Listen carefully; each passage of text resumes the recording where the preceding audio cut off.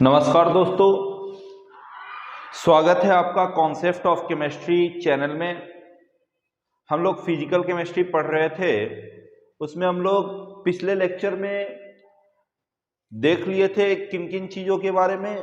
तो हम लोग देखे थे कुछ टॉपिक को जिसका नाम हम लोग लिए थे रूम टेम्परेचर पे डेंसिटी, वेपर डेंसिटी, ये सब के बारे में लिए थे। वेपर डेंसिटी तक पढ़े थे। उसके बाद आज हम लोग पढ़ेंगे किस चीज़ के बारे में, तो आज पढ़ेंगे मॉलिक्यूलर फार्मूला और एम्पेरिकल फार्मूला के बारे में। दोस्तों, मॉलिक्यूलर फार्मूला और एम्पेरिकल फार्मूला के बारे में हम लोग पढ़ेंगे आज।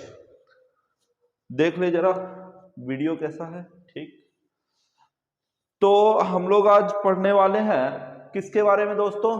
आपको बोर्ड पे लिखा हुआ मिल रहा होगा मॉलिक्यूलर फार्मूला और एम्पेरिकल फार्मूला। ये होता क्या है?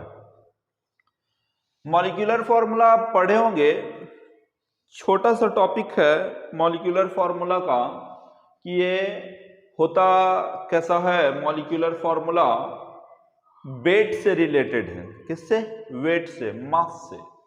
लिखे हैं मॉलिक्यूलर फार्मूला के लिए, जरा देख लीजिए ध्यान से कि मॉलिक्यूलर फार्मूला ऑफ कंपाउंड, किसी कंपाउंड का, कोई एक कंपाउंड लेते हैं हम, क्या लेते हैं? कोई एक कंपाउंड लेते हैं। उस कंपाउंड का अगर हमको मॉलिक्यूलर फार्मूला निकालना है तो उसके लिए क्या करना पड़ेगा? तो कंपाउंड का मॉलिक्यूलर फार्मूला रिप्रेजेंट करता है एक्चुअल नंबर ऑफ एटम्स को। किसको? एक्चुअल नंबर ऑफ एटम्स को रिप्रेजेंट करता है। ये एक्चुअल नंबर ऑफ एटम्स होता क्या है?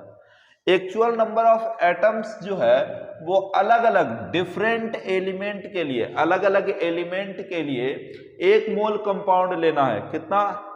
सॉरी, 1 मॉलिक्यूल कंपाउंड लेना है। उस कंपाउंड में, एक मॉलिक्यूल कंपाउंड में अलग अलग आपका जो एलिमेंट होगा उसका जो एक्चुअल नंबर ऑफ एटम होगा, उसका क्या एक्चुअल नंबर ऑफ एटम जो होगा वो रिप्रेजेंट करेगा मॉलिक्यूलर फार्मूला को। अभी हम कुछ इसके बाद आपको लिखवाएंगे, बताएंगे कि क्या होता है ये मॉलिक्यूलर फार्मूला। उसके बाद फिर एम्पेरिकल पे आएंगे। मॉलिक्यूलर फार्मूला का डेफिनेशन देख लिए, अब जरा एम्पेरिकल फार्मूला का डेफिनेशन देखते हैं। एम्पेरिकल फार्मूला भी रिप्रेजेंट करता है एक सिंपल होल नंबर को। किसको? सिंपल होल नंबर रेशियो को। सिंपल होल नंबर रेशियो को किसके लिए? एटम के लिए। किसके लिए? एटम के लिए। अलग अलग एलिमेंट के एटम के लिए एक मॉलिक्यूल ऑफ कंपाउंड में। ठीक है, तो एक मॉलिक्यूल कंपाउंड में कितने मॉलिक्यूल? 1 मॉलिक्यूल कंपाउंड में अगर हम लोग क्या निकालें? नंबर ऑफ, अलग अलग एलिमेंट के लिए नंबर ऑफ एटम निकालने जाए तो वो एक सिंपल रेशियो के तहत होल नंबर में आए तो उसको फॉर्मूला बना देंगे क्या? Empirical formula. अब हम इसको जरा इरेज करेंगे और हम आपको बताएंगे कि ये कोई कंपाउंड लेंगे, कोई कंपाउंड को लेते हुए आपको ये रिप्रेजेंट करवाएंगे, दिखाएंगे कि कोई कंपाउंड है, उसका मॉलिक्यूलर फार्मूला क्या होता है, उसका एम्पेरिकल फार्मूला क्या होता है, एम्पेरिकल फार्मूला निकलता कैसे है। इस चीज के बारे में हम आपको पूरे डिटेल ढंग से अभी बताएंगे। आपको मौका दे रहे हैं, आप अपना कॉपी निकालिए और उसमें पेन निकालिए और जरा अच्छा से इसको राइट डाउन कीजिए, लिखिए ढंग से, इसको क्या कीजिए? लिखिए। तो अब इसे हम मिटाएंगे और मिटाने के बाद चलेंगे एग्जाम्पल पे।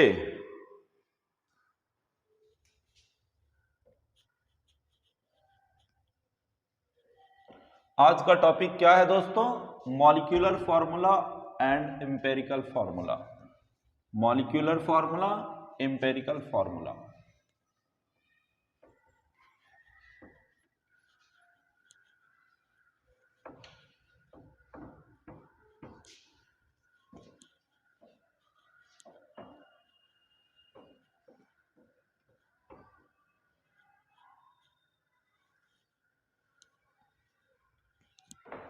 चलिए, अब हम लोग कुछ एग्जाम्पल देखते हैं।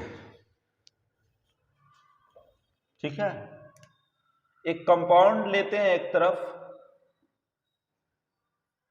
सी लिखा हुआ है ये। इधर कंपाउंड लेते हैं, एक टेबल बना लेते हैं। यहां पे मॉलिक्यूलर फॉर्मूला लेते हैं और इसके आगे सिंपल रेशियो लेते हैं।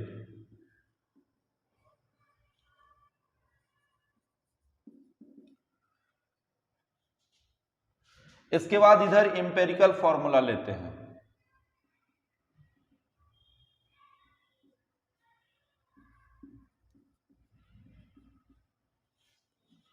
बारी बारी से कंपाउंड लें, क्या ले दोस्तों, बारी बारी से कंपाउंड लें और उसका बारी बारी से मॉलिक्यूलर फॉर्मूला, इंपेरिकल फॉर्मूला देखें।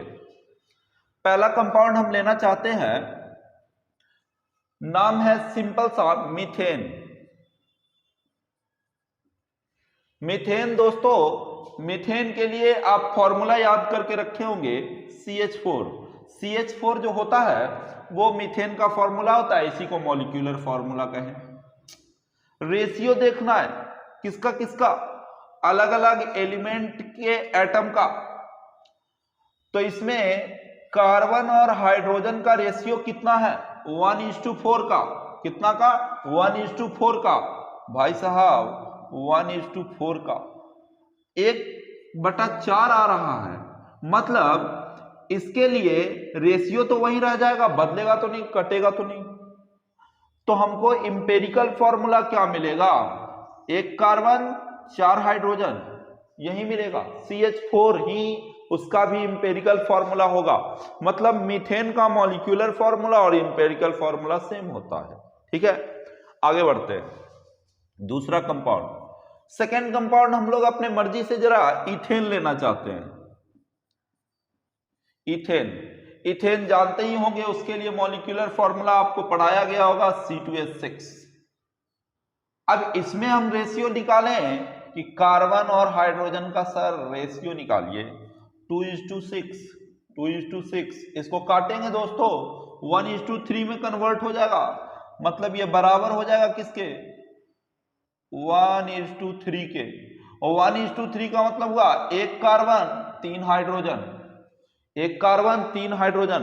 वो बना आपका इंपेरिकल फॉर्मूला इथेन का। इथेन का मॉलिक्यूलर फॉर्मूला और इंपेरिकल फॉर्मूला अलग अलग होता है। ठीक है, तो इस तरह से हम जरा यहां देख ले। तीसरा कंपाउंड लेते हैं। तीसरा कंपाउंड जो है क्या ले लिया जाए दोस्तों, मान लो बेंजीन ले लेते हैं। बेंजीन के लिए फॉर्मूला C6H6। C6H6 में कार्बन हाइड्रोजन का रेशियो देखना है, 6:6, मतलब 1:1 का रेशियो आया। मतलब 1 कार्बन 1 हाइड्रोजन, ये हो गया इसका क्या, इंपेरिकल फॉर्मूला। इसके बाद इथिलीन लेते हैं। क्या लेते हैं, 4 नंबर पे क्या लेते हैं दोस्तों, 4 नंबर पे इथिलीन, ETHYLENE।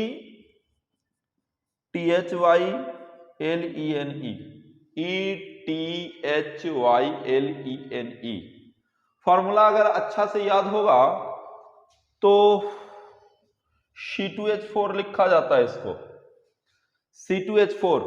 कितना, C2H4 इथिलीन को। इथिलीन का रेशियो लीजिए, ए कार्बन हाइड्रोजन रेशियो हुआ 2:4, 1:2, 1:2 का रेशियो आ रहा है।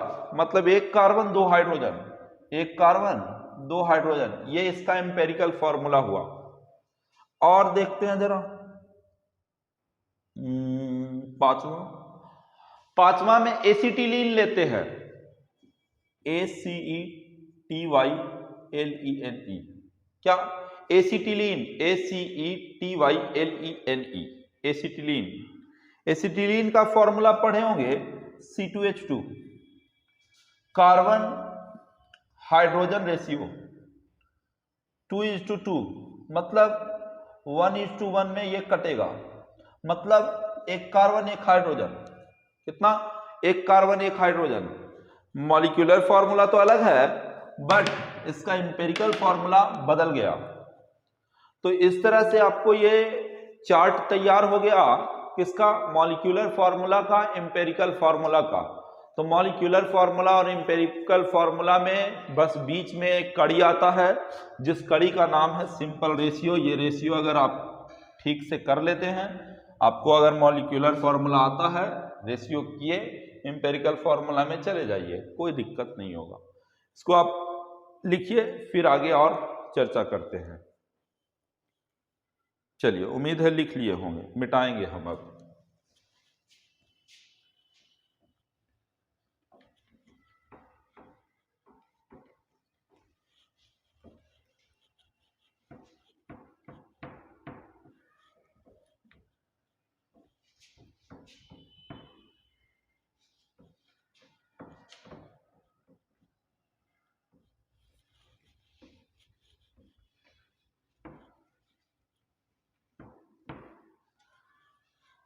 चलिए आगे, अब क्या कहानी है देखिए, एक नोट में करके बात लिखेंगे।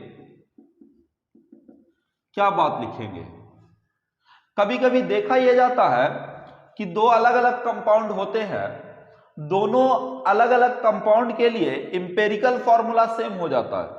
अभी जैसे इस चार्ट में देखे थे बेंजीन का, एसिटिलीन का, दोनों का मॉलिक्यूलर फॉर्मूला अलग था बट एम्पिरिकल फॉर्मूला सेम था।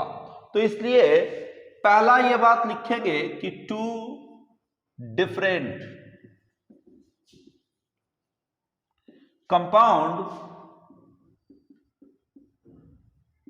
compounds, two different compounds may have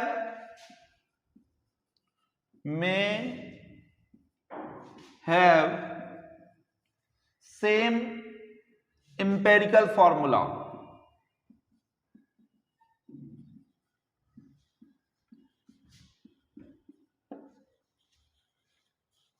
may have same empirical formula. Example लेते हैं, जैसे बदल के एग्जाम्पल कौन कौन हो सकता है। एसिटिक एसिड को लिया जाए एंड दूसरा ग्लूकोज लिया जाए, इन दोनों को देखते हैं जरा। सबसे पहले हम लोग एसिटिक एसिड पे चलते हैं। एसिटिक एसिड का फॉर्मूला अगर याद होगा CH3COOH होता है। कितना होता है दोस्तों, CH3COOH। चलिए, एसिटिक एसिड,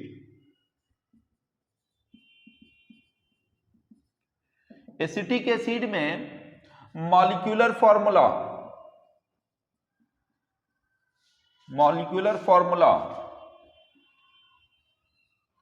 ये जो मॉलिक्यूलर फॉर्मूला होता है CH3COOH, इसी को आप और क्या लिख सकते हो, कार्बन का गिनती करो, हाइड्रोजन का गिनती करो। कार्बन 2, हाइड्रोजन 4, 2 ऑक्सीजन, मतलब 2 carbon 4 hydrogen 2 oxygen, 4 hydrogen 2 oxygen. C2H4O2 कितना, C2H4O2। अब इन सबका रेशियो निकालिए, कार्बन, हाइड्रोजन, ऑक्सीजन, सबका रेशियो जब निकाला जाएगा, 2:4:2, कट के कितना आएगा दोस्तों, 1:2:1। मतलब ये जो रेशियो आया है, सिंपल रेशियो, इससे हम लोग एम्पिरिकल फॉर्मूला डिराइव कर सकते हैं एसिटिक एसिड का। एम्पिरिकल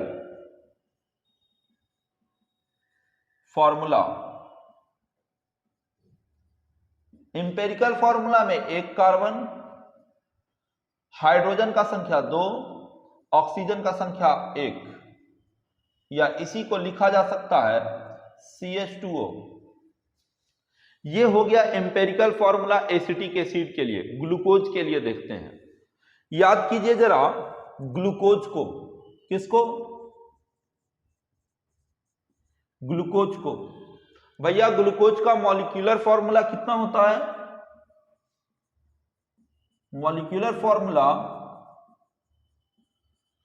ये जो मॉलिक्यूलर फॉर्मूला ग्लूकोज का होता है वो C6H12O6 होता है। कितना भाई साहब? C6H12O6। अगर इसके हिसाब से हम लोग थोड़ा मॉलिक्यूलर फॉर्मूला का रेशियो करें, रेशियो कार्बन हाइड्रोजन ऑक्सीजन का, तो ये रेशियो आ जाएगा आपको 6:12:6 कट के 1:2 फिर से 1 बार। जितना एसिटिक एसिड का रेशियो आया था सिंपल रेशियो, उतना ही तो ग्लूकोज का भी आ रहा है। एम्पेरिकल फॉर्मूला, एम्पेरिकल फॉर्मूला बदला नहीं, एक कार्बन 2 हाइड्रोजन 1 ऑक्सीजन ही रहा।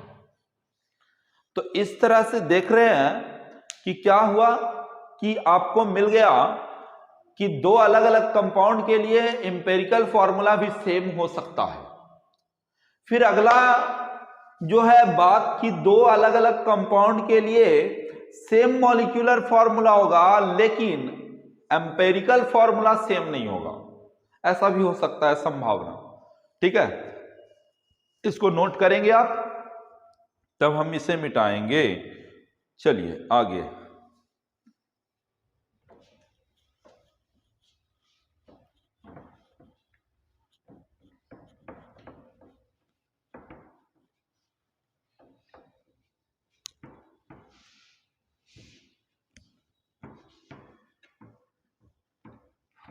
नोट में दूसरा बात, सेकंड कहानी।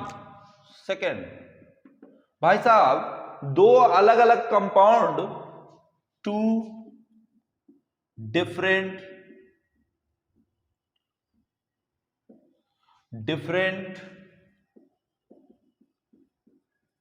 कंपाउंड्स में क्या जी, में हैव सेम मॉलिक्यूलर फॉर्मूला कर देते हैं। में हैव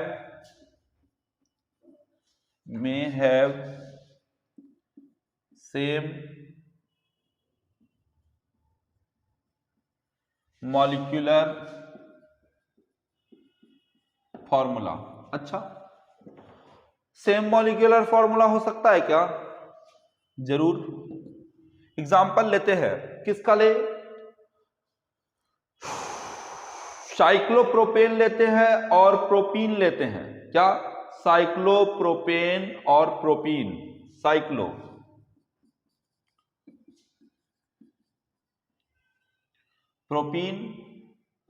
साइक्लोप्रोपेन एंड प्रोपीन है। PROPENE। दोनों के लिए देखते हैं, जरा थोड़ा सा ध्यान देखिए। एक तरफ कंपाउंड लिख लेते हैं, दूसरे तरफ इसका मॉलिक्यूलर फॉर्मूला लिख लेते हैं, फिर इसके लिए थोड़ा सा स्ट्रक्चर देख लेते हैं। क्या जी? मॉलिक्यूलर फॉर्मूला देख लेते हैं, फिर इसके लिए स्ट्रक्चर देख लेते हैं। मॉलिक्यूलर फॉर्मूला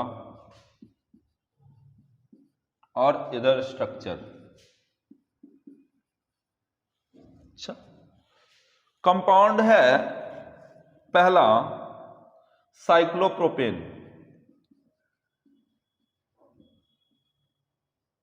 अच्छा, साइक्लोप्रोपेन के लिए मॉलिक्यूलर फॉर्मूला कितना होगा? प्रोपेन है 3 कार्बन, हाइड्रोजन की संख्या बताइए, तो C3H6। ठीक है, इसके लिए स्ट्रक्चर कैसा हो सकता है? सिंपल, CH2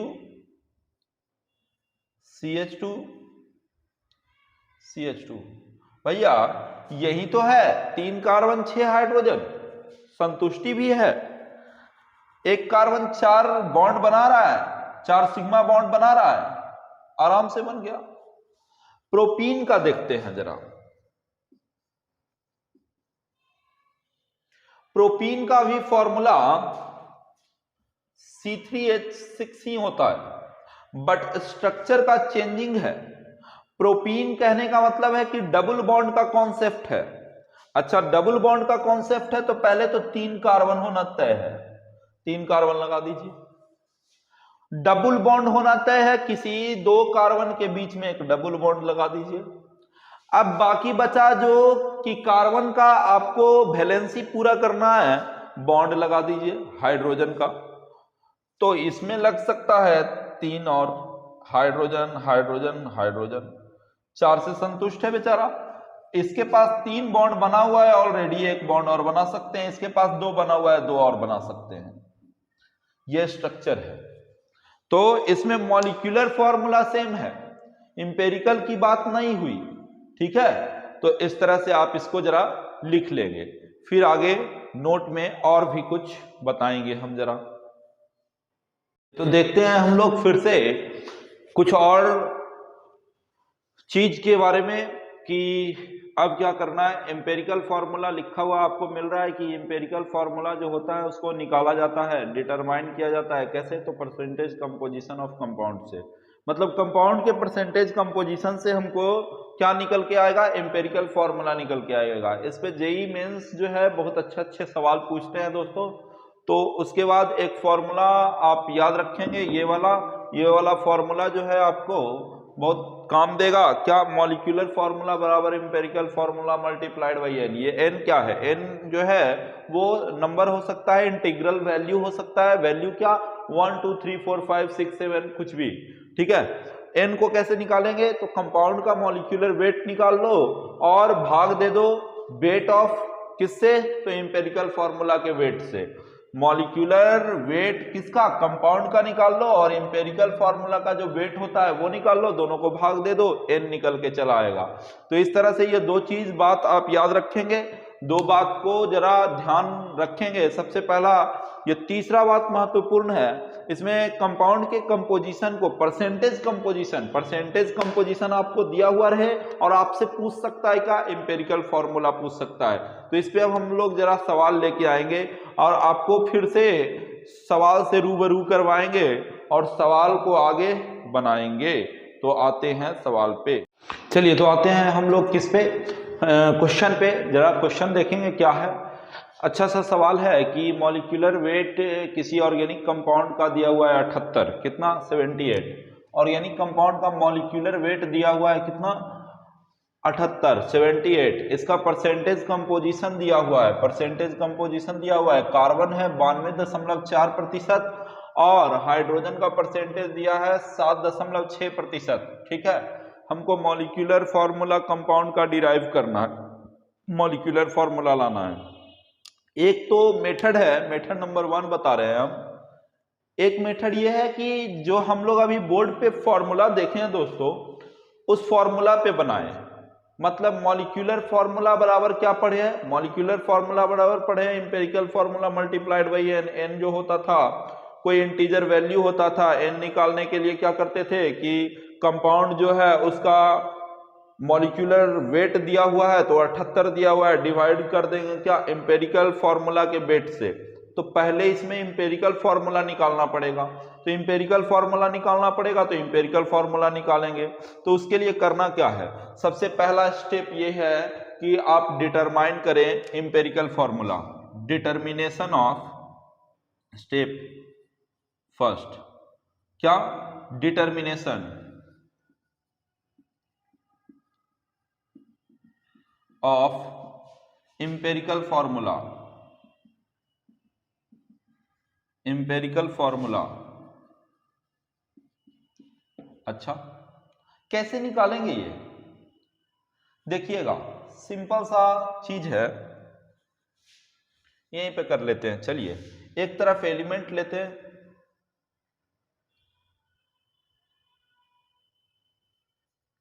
दूसरे तरफ एटॉमिक वेट लेते हैं उसका, उसके बाद उसका परसेंटेज ऑफ एलिमेंट जो दिया है, एलिमेंट का परसेंटेज लेते हैं, परसेंटेज ऑफ एलिमेंट। फिर परसेंटेज लेते हैं एटॉमिक वेट का, परसेंटेज ऑफ एटॉमिक वेट, और तब हम सिंपल रेशियो निकालते हैं।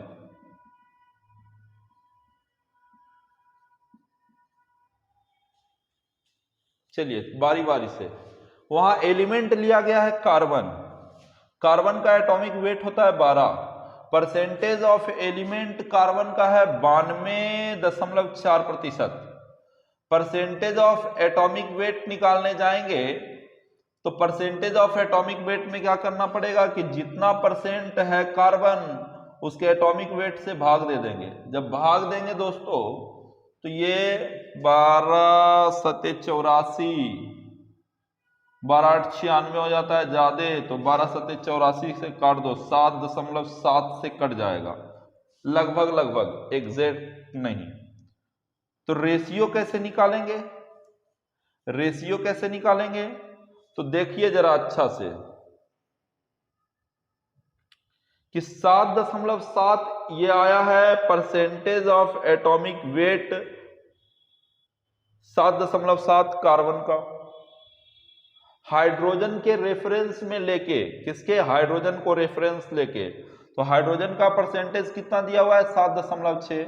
मतलब अगर सिंपल रेशियो निकालना चाहे कार्बन हाइड्रोजन का तो 7.7 डिवाइड बाई 7.6 लगभग लगभग कितना, लगभग लगभग 1 के बराबर आ रहा है। कितना के बराबर, 1 के। हाइड्रोजन के लिए करके देखें तो हाइड्रोजन के लिए एटॉमिक वेट होता है 1, ये है 7.6 इसका परसेंटेज, और 7.6 डिवाइडेड बाई 1 मतलब ये 7.6, 7.6 बटा 7.6 डिवाइडेड बाई 7.6, ये लगभग नहीं, ये एग्जैक्ट 1 आएगा। मतलब एक कार्बन एक हाइड्रोजन, मतलब इंपेरिकल फॉर्मूला आसानी से निकल गया। कैसे इंपेरिकल फॉर्मूला कैसे आसानी से निकल गया, तो कार्बन और हाइड्रोजन का रेशियो ही तो होता था इंपेरिकल फॉर्मूला। यहाँ तो दो एलिमेंट ही तो है, सिंपल सा बात है। तो यहां पे से रेशियो कितना निकल के आया दोस्त, 1:1 निकल के आया है। अच्छा, तो इसके लिए फिर इंपेरिकल फॉर्मूला कितना लिखेंगे, इंपेरिकल फॉर्मूला लिख देंगे CH, कितना, CH लिख देंगे। अब हमको N निकालना है, क्या निकालना है दोस्त, N निकालना है, तो हम यहाँ N भी निकाल लेते हैं। N के लिए फॉर्मूला क्या था कि ये मॉलिक्यूलर वेट लेना है किसका, कंपाउंड का, तो molecular weight of compound divided by क्या जी, तो डिवाइड कर देंगे किससे किससे किससे किससे किससे, इंपेरिकल फॉर्मूला के वेट से, weight of empirical formula.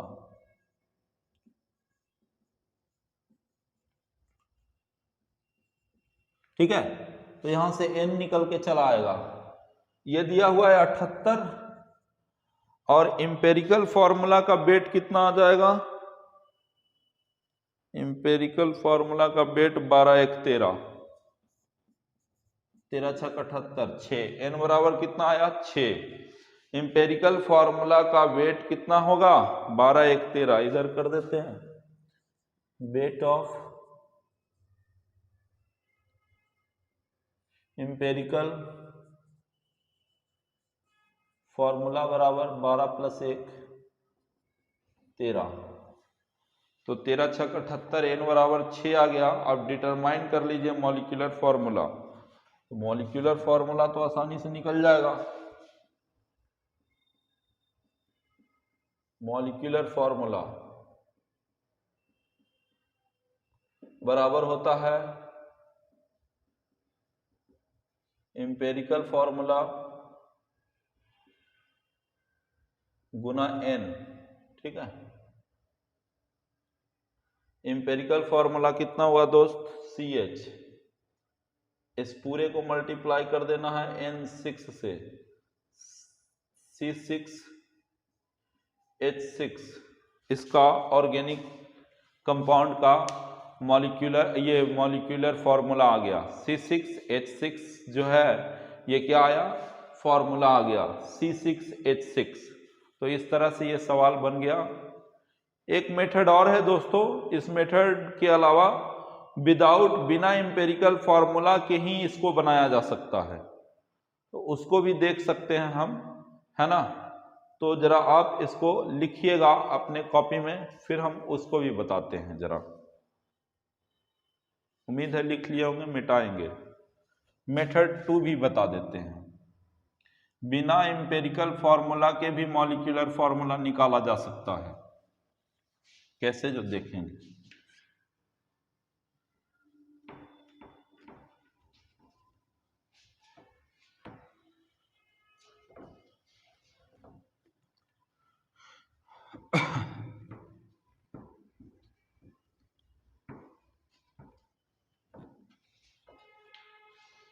Second method देखते हैं, मेथड नंबर 2। इसमें क्या है, बिना एम्पेरिकल फॉर्मूला के ही इसको बना देना, without determination of empirical formula. बात को समझेंगे। सबसे पहले ही यहीं से स्टार्ट करते हैं। लेट से मान लेते हैं मॉलिक्यूलर फॉर्मूला कंपाउंड के लिए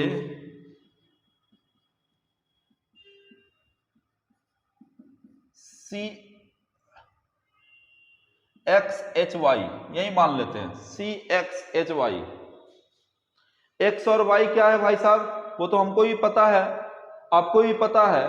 क्या पता है कि ये इंटीजर है, कोई इंटीजर वैल्यू है। तो यहां पे लिख लीजिए here X and Y are integer.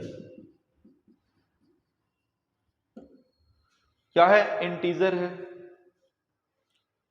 Molecular weight दिया हुआ है कंपाउंड का। क्या दिया हुआ है, गिवन है molecular weight of compound 78 given है, 78 आया। अच्छा, अब क्या करना है, अब करना है परसेंटेज कार्बन का निकाल लो और परसेंटेज हाइड्रोजन का निकाल लो। किसका किसका, कार्बन का परसेंटेज और हाइड्रोजन का परसेंटेज का फॉर्मूला पे रख दो, एक्स और वाई निकाल लो। सिंपल है। पहला निकालते हैं percentage of carbon. Percentage of carbon का फॉर्मूला कैसे लगाएंगे, क्योंकि कार्बन का परसेंटेज दिया है, हाइड्रोजन का परसेंटेज दिया है, तो कार्बन कै गुना है, एक्स मल्टीपल में है, तो x Guna atomic weight of carbon कीजिए, एटॉमिक वेट ऑफ कार्बन, और भाग दे दीजिए कितना से, तो जो मॉलिक्यूलर वेट है उससे। किससे, मॉलिक्यूलर वेट से, मॉलिक्यूलर वेट से, और गुना 100 कर लीजिए। यही तो होता है। बारी बारी से रख लीजिए। कार्बन का प्रतिशत कितना दिया हुआ है, 92.4%। एक्स निकालना है, एटॉमिक वेट कार्बन का 12 भागा मॉलिक्यूलर वेट कंपाउंड का 78 गुना 100। सॉल्व कर लीजिए। इसको उधर फेंक दीजिए, 1200 को इधर फेंक दीजिए, यानी x बराबर हमको निकल के कितना आएगा, 92.4 गुना 78। Sorry oh,